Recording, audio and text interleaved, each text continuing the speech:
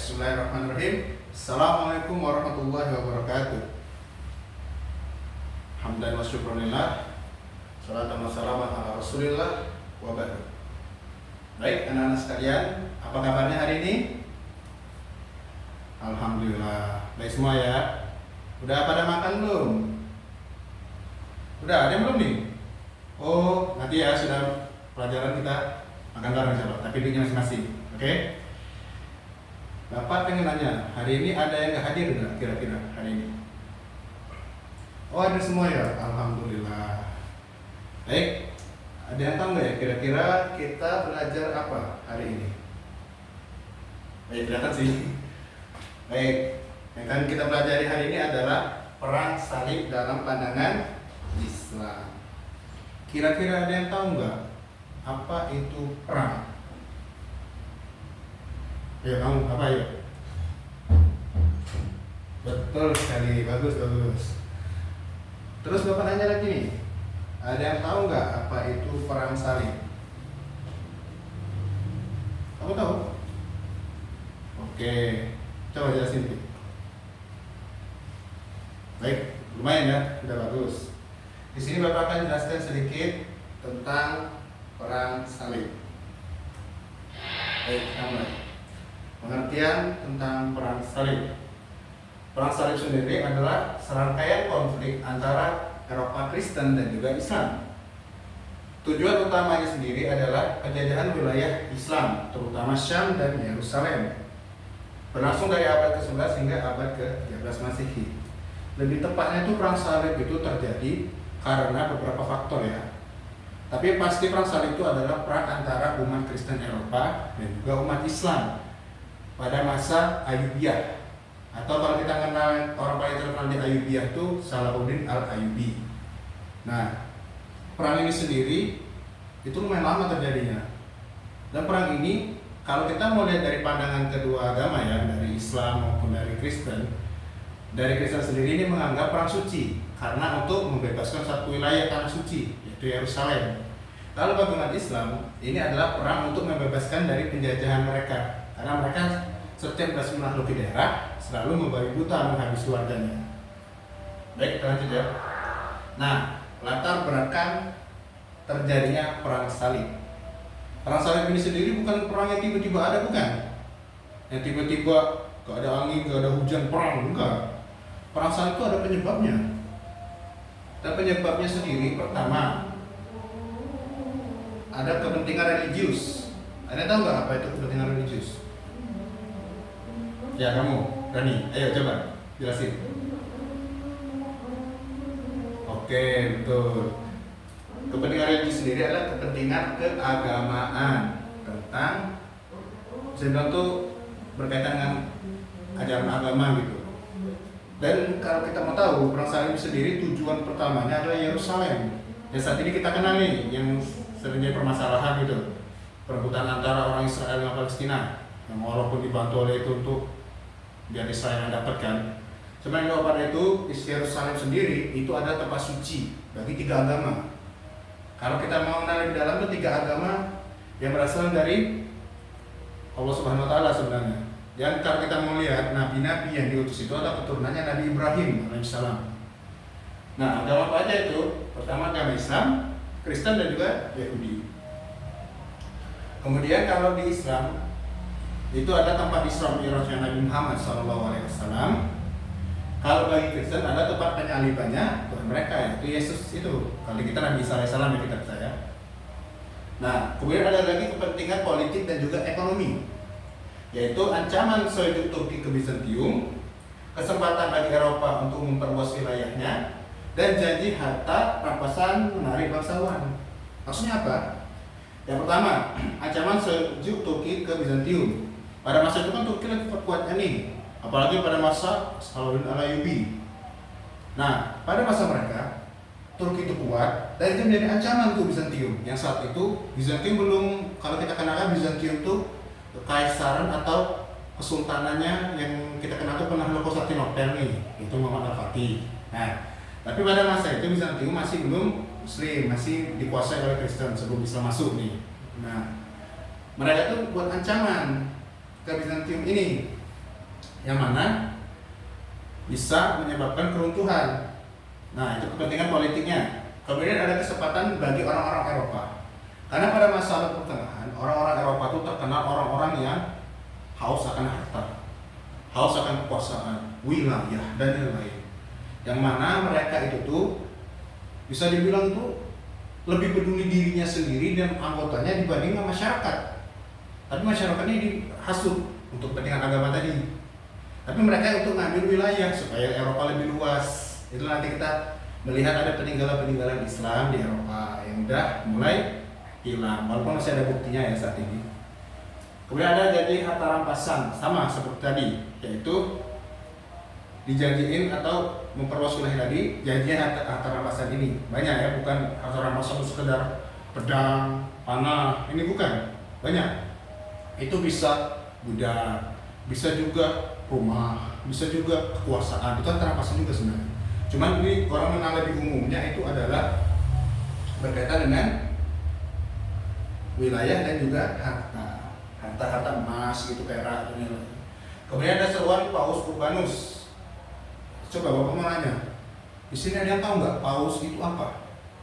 Bukan di lautan, bukan ya, bukan yang di lautan. Ini yang terkenal nih di dunia, tapi bukan yang dalam laut, bukan. Ada yang tahu nggak Paus itu apa?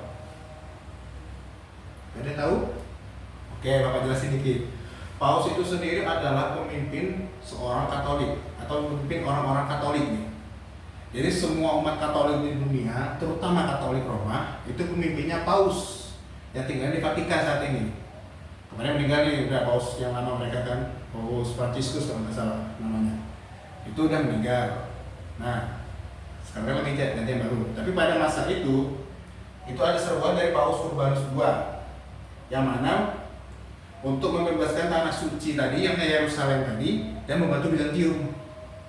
Itu seruannya ya tadi janji surga, jadi kebebasan dan lain-lain. Itu namanya seruan dari Paus Urbanus yang menyerukan terhadap kepada masyarakatnya untuk menyerang atau melakukan perang salib tadi untuk membasmi dan membebaskan tanah suci Yerusalem dan juga membantu Bizantium dari Turki Seljuk tadi. Selanjutnya ada pandangan Islam atau perspektif kita terhadap perang salib. Bagaimana kita umat Islam memandang perang salib? Bagaimana? Kan kalau di Kristen sendiri kan ada nih pandangan perang salib menurut mereka, di kita juga ada menurut kita. Di pandangan Islam sendiri, perang salib itu adalah sebagai agresi militer. Ada tahu nih agresi militer apa? Pernah loh di sejarah nasional ada agresi militer 1, ada agresi militer 2, ada tahu nggak? Apa itu agresi militer? Ya, kamu tahu? Oke, coba. Bapak mau dengar? Apa itu agresi militer? Bagus. Tapi ada yang mau nambahin nggak kira-kira? Bapak pengen tahu nih keberanian kalian. Ayo, tunjukkan keberanianmu.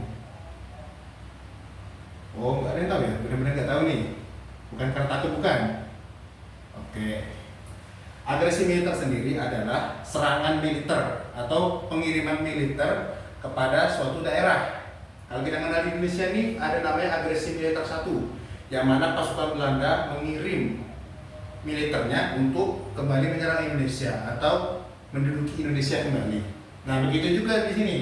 Perang ini adalah sebagai agresi militer, atau melihat perang sebagai penjajahan dan perebutan tanah suci yang dilakukan oleh umat Kristen tadi. Itu pandangan Islam, bahwasanya ini bukan sebuah pembebasan, tapi penjajahan. Dan mana mereka juga ingin merebut tanah suci yang saat itu memang lagi dipegang oleh umat Islam. Walaupun nanti kita baca ceritanya lebih panjang ya. Nanti ke Yahudi yang megang, nanti dipegang lagi oleh umat Islam, dipegang oleh Kristen, nanti kembali lagi ke Islam. Tapi yang pasti di pandangan Islam, tanah suci ini itu ingin direbut gitu loh di pandangan Islam. Nah, kemudian ada lagi namanya seruan jihad. Seruan jihad itu apa? Melawan. Ulama seperti Al-Ghazali membangkitkan semangat jihad dan fisik. Jihad tadi secara spiritual ya, secara jiwa, agar muncul rasa untuk perang, berani menghadapi kematian, bahkan mencari kematian tadi. Dan secara fisik, secara tubuh juga. Untuk apa? Melawan ketidakbenaran ini, melawan ketidakadilan dan penjajahan. Nah, kemudian ada kombinasi spiritual dan moral. Jihad ini bukan hanya perang, tapi juga perjuangan kebenaran dan keadilan tadi yang Bapak bilang tadi, untuk menegakkan keadilan, membasmi penjajahan, dan juga memperjuangkan kebenaran. Itu salah satu dilakukannya perang salib ini, seruan ulama tadi juga. Kemudian ada jalannya perang salib. Perang salib ini kalau mau kita bahas satu persatu bakal panjang nih. Jadi Bapak ringkas saja ya, biar enggak menyulitkan kita semua dan tidak menghabisi. Ya Bapak yakin karena pasti banyak tugas juga kan habis ini, banyak kerjaan, banyak PR dan lain-lain kan. Bapak singkat aja. Perang salib sendiri ada namanya perang salib 1. Kita mudah ngapain ya? Perang salib ini terjadi sebanyak 9 kali kurang lebih ya. Ini ada perang salib yang pertama dulu, yaitu di saat Kristen memperebutkan Yerusalem. Tadi yang Bapak ceritakan pertama kali tadi. Awal mula Kristen nyerang. Kalau bahasa kita kan awal mula Kristen tuh menyerang. Duluan nyerang, dan kalau kita mempelajari dalam, mereka sempat berhasil menduduki sementara Yerusalem berhasil diduduki dahulu. Nah, kemudian ada lagi perang salib kedua. Muslim itu membalas di Edessa. Maksudnya membalas apa? Membalas serangan pertama tadi. Karena pertama tuh ya umat Muslim belum siap ceritanya tuh, tiba-tiba kena serang aja. Nanti ketemu kita ada dibantai di sini, ada dibantai di sini. Kalau kita baca cerita lebih dalam, nanti ada yang umat Muslim dibantai di wilayah ini. Bahkan ada umat yang bukan Muslim juga ya, dibantai di daerah ini. Nanti ketemu ceritanya kita. Nah di sini di perang salib 2, umat Muslim itu bakal membalas. Nah ini Bapak lupa ya, kasih tahu tahunya.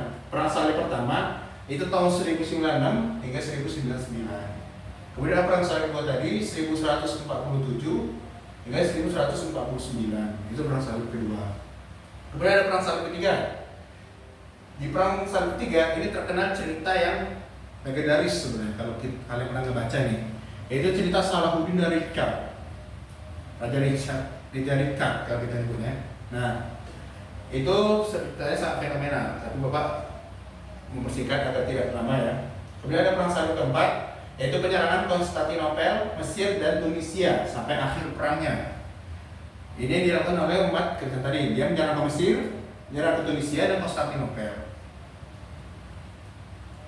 Kemudian ada lagi perang salib kelima, yaitu pasukan Kristen kembali mencoba menaklukkan Mesir sebagai kunci menuju Palestina.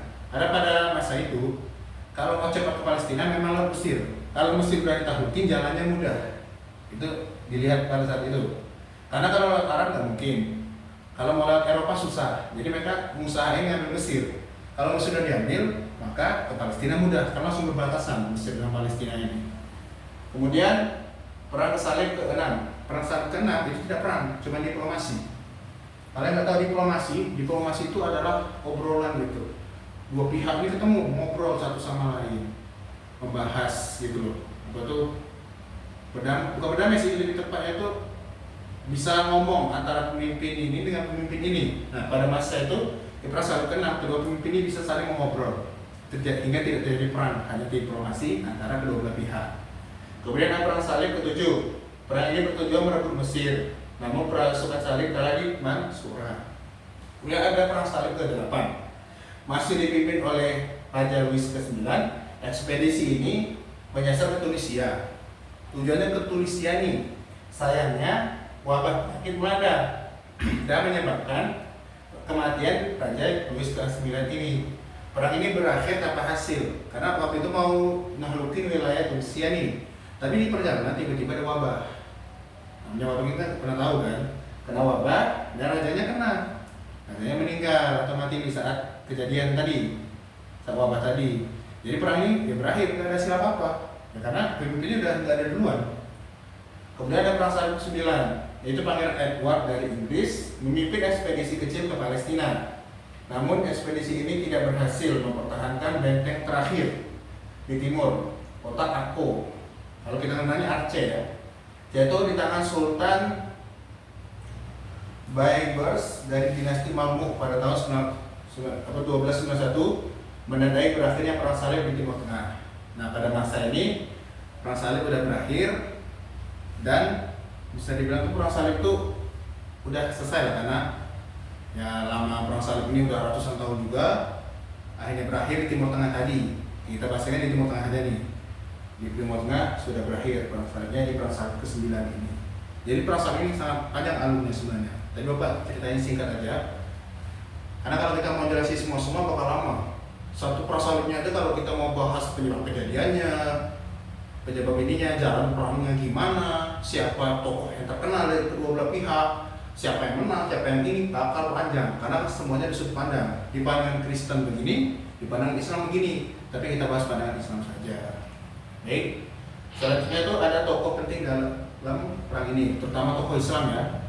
Di tokoh Islam sendiri ada namanya Nuruddin Mahmud Zanki, atau kita kenal namanya Nuruddin Zanki. Ada nggak sih namanya Nuruddin? Nggak ada ya? Wah, saya benar pada bagus loh namanya ini. Siapakah dia? Nuruddin Zanki ini adalah pemersatu umat dan pendidik ulum. Karena pada masa itu belum ada yang berani nyatuin.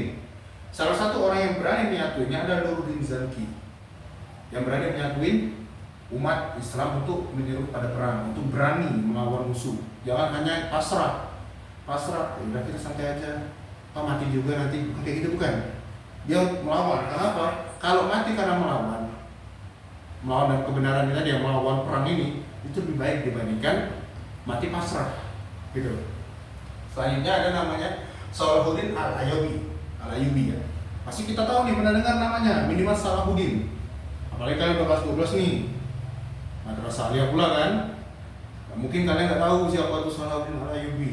Minimal pernah lah kalian membaca sedikit profilnya. Apalagi yang alumni MTS, karena ini ada loh, dipelajari dulu kelas 9. Kalian dari SMP mungkin kurang yang mempelajari, cuma kalau MTS pasti tahu siapa itu Salahuddin Al-Ayyubi. Siapa dia? Dia orang yang terkenal dalam kalangan kita adalah pembebas Yerusalem dan pemimpin yang teladan. Salah satu pemimpin yang disegani, yang profilnya sangat hebat. Bahkan Bapak pernah melihat sebuah buku yang nulisnya bukan umat Islam, bukan orang Islam, orang Cina kalau nggak salah. Itu menulis Salahuddin Al-Ayyubi, salah satu pemimpin hebat. Bapak lupa nama penulisnya siapa? Bapak pernah lihat bukunya? Bapak lupa juga? Cari aja. Kalau nggak salah penulisnya orang Cina ya. Dia juga menulis tentang Genghis Khan, tentang orang-orang yang berpengaruh lah dalam dunia ini. Satunya ditulisnya Salahuddin Al-Ayyubi. Kalau untuk kayak Nabi Muhammad, Nabi-Nabi, kurang tahu. Soalnya kebetulan waktu itu masih dikit buku yang ditulisnya. Mungkin ditulisnya juga ya, mungkin. Tapi Bapak kurang tahu juga. Bapak juga lupa namanya siapa. Kemudian ada namanya Sajar Ad-Dur. Ini memang kurang terkenal, karena dia adalah pahlawan wanita dari Mesir. Dia kurang terkenal memang. Gak seterkenal Nuruddin Zanki, Salahuddin Al-Ayyubi. Oh ya, satu lagi lupa nih, Nuruddin Mahmud namanya.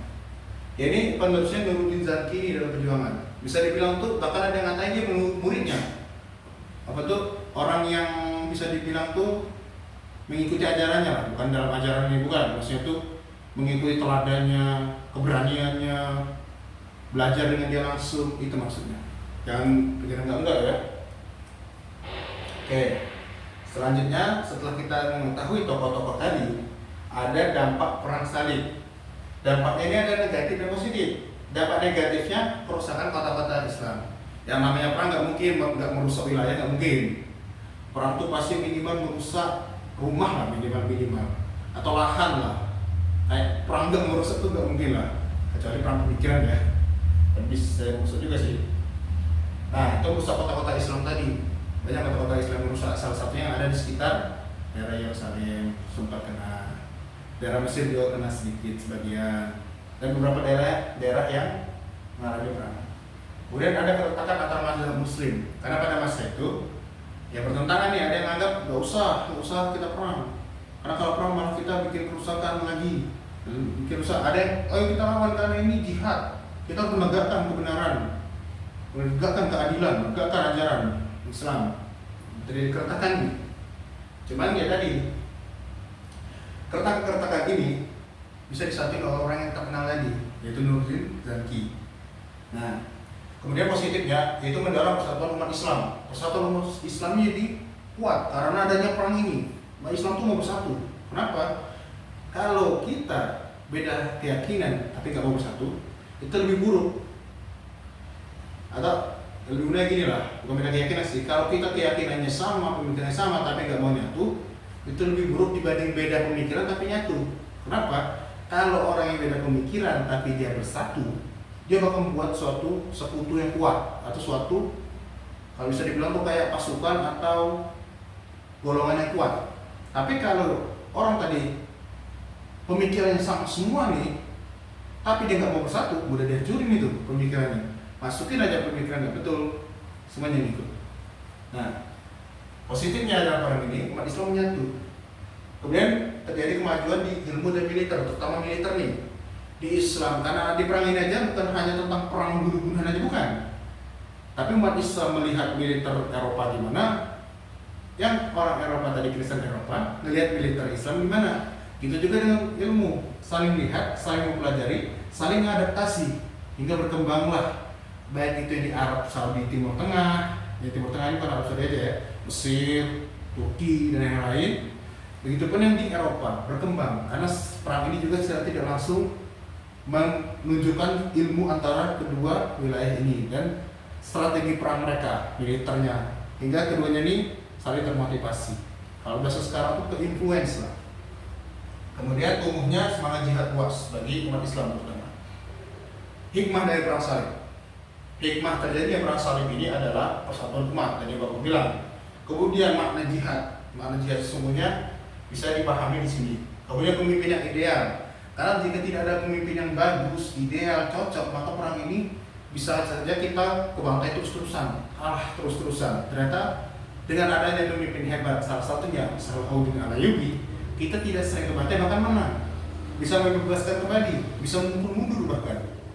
Berapa kali? Bahkan kita juga bisa memenangkan perang. Karena Salahuddin aja yang banyak sebenarnya. Cuma ini kan yang terkenal aja. Nah, jika tidak ada pemimpin yang ideal, ya kita nggak akan bisa menang, bahkan kebantai terus. Ya contoh aja lah, mau perang nih, tapi pemimpinnya takut maju, atau pemimpinnya ini cuma mau enaknya doang, mau dapat gelar doang, ya bakal habis kita, bakal habis. Habisnya kenapa? Karena nggak berani ini tadi, ya efeknya pasukan juga takut dong. Ini pemimpin aja takut, apalagi kita, ya enggak? Kata pasukannya. Nah, karena pemimpinnya bagus semua pada masa itu ideal, milih pemimpinnya bagus, maka pada saat itu kita bisa menang, akan memukul mundur mereka. Kemudian ada pelajaran konflik, yaitu introspeksi untuk membangun kekuatan baru. Yaitu kita belajar pada masa itu, orang-orang pada masa itu, bahkan kita juga bisa belajar bahwasanya kita tidak boleh untuk konflik terus menerus. Karena kalau kita terus menerus konflik, berbeda pendapat, beda pendapat bagus. Yang nggak boleh ini beda pendapat dimaki, itu nggak bagus. Kenapa? Bisa menyebabkan perpecahan. Jika sudah berpecah, kita bisa diserang, bisa dibantai, bisa dimusnahkan orang lain. Nah, kalau kita bersatu, terbentuklah kekuatan baru. Oke, itu cukup sekian ya materi yang Bapak sampaikan pada hari ini. Cukup sekian materi yang Bapak sampaikan hari ini. Oke, mungkin semuanya kayaknya mulai capek ya. Capek nggak nih? Oke, Bapak ada sedikit permainan. Coba siapin kertas dan juga pena masing-masing. Semuanya siapin. Bapak bakal main sebuah permainan, yaitu jawab pertanyaan Bapak ini. Bapak ada beberapa pertanyaan. Siap? Oke. Pertanyaannya ini harus ingat, fokus di soal, jangan fokus di jawabannya. Maksudnya itu fokus soalnya, jangan tiba-tiba mau jawab, tapi fokus di soal. Oke? Siap? Siap? Oke, kita mulai. Pertanyaan pertama. Ada 5 bebek dikali 2, ada berapa? Jawab masing-masing ya, jawab masing-masing. Kalau sudah jawab, angkat. Itu jawabannya yang besar, biar kelihatan. Oke, Bapak ulang lagi ya. Ada 5 bebek dikali 2, ada berapa? Oke, Bapak hitung. 5, 4, 3, 2, 1. Angkat jawabannya. Ya, salah semua. Fokus dong. 5 bebek dikali 2, berapa? 3. Loh, apa protes? Coba fokus di soal. Ada 5 bebek dikali 2. Bebek ini 2-nya dikali. Dalam kali, berarti ada berapa sisanya? Ya 3. Betul kan? Fokus di soal, jangan fokus tiba-tiba mau jawab. Oke, siap? Pertanyaan kedua. Siap? Oke, kita mulai. Pertanyaan yang kedua. ada tiga tentara salib aja, tiga tentara salib dipanah dua orang pemanah muslim saat perang. Tiga tentara ini nasibnya gimana? Ayo logika. Ada tiga tentara salib dipanah oleh dua orang pemanah muslim yang pasukan muslim ini. Nah, gimana nasibnya? Ini coba logika, sebenarnya jawabannya bisa banyak. Coba tebak logika Bapak gimana? Kira-kira kalau dua orang dia mana? Apa dua orang muslim ini mana?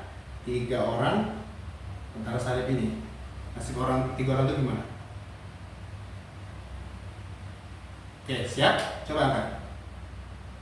Nah, ini ada bagus nih jawabannya. Gitu, coba bacain.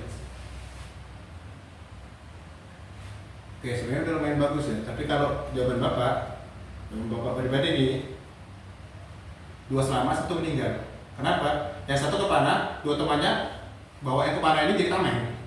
Jadi yang duanya selamat, yang satu meninggal. Jadi korban tumbal gitu. Jadi dua orang selamat, satu meninggal. Oke? Udah doa aja. Oke, kita udah selesai nih. Itu namanya kita rehat sejenak.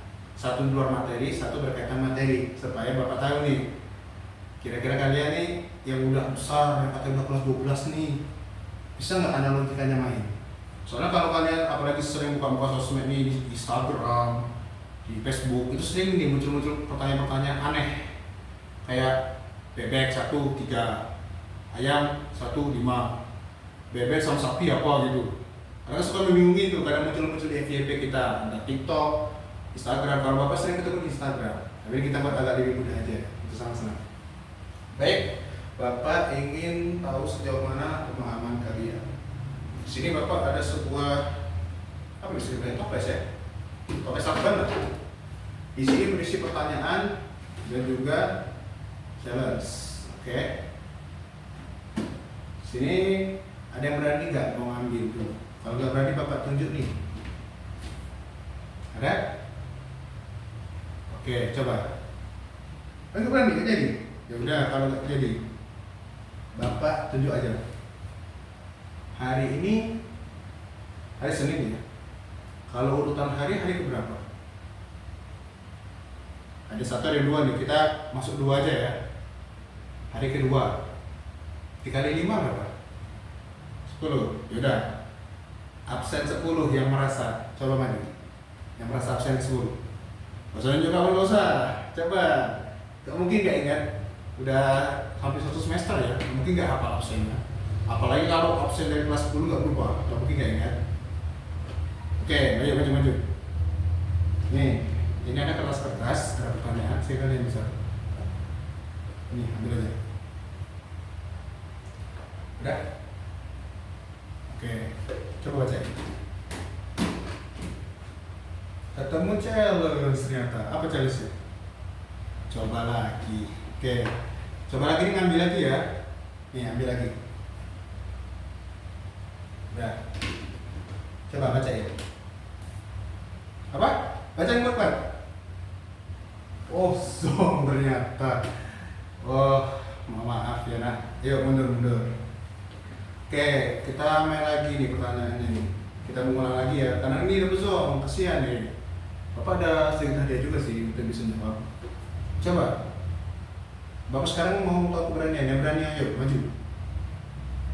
Mau berani, ayo maju.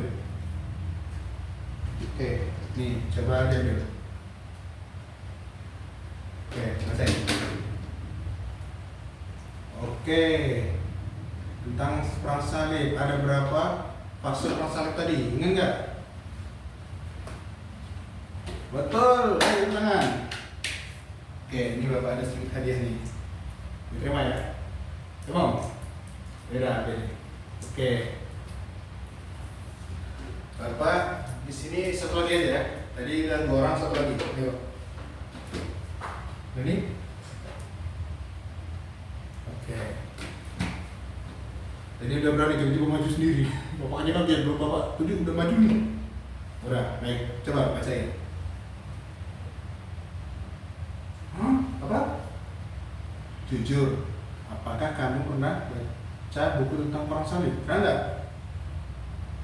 Gak pernah, jujur tapi ya. Oke, ini Bapak kasih lagi nih.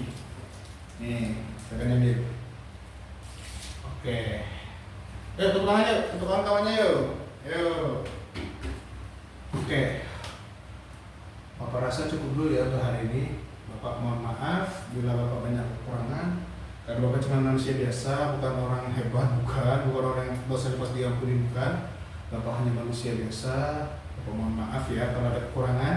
Kalau masih kurang paham mungkin nanti mau ditanyain boleh, minggu depan boleh. Sekarang sudah ini kalau ada waktu ya, ada waktunya. Kalau Bapak tiba-tiba dipanggil atau lagi ngajar nggak bisa. Boleh, kalau dia mau ke rumah mau nanya seputar ini juga boleh.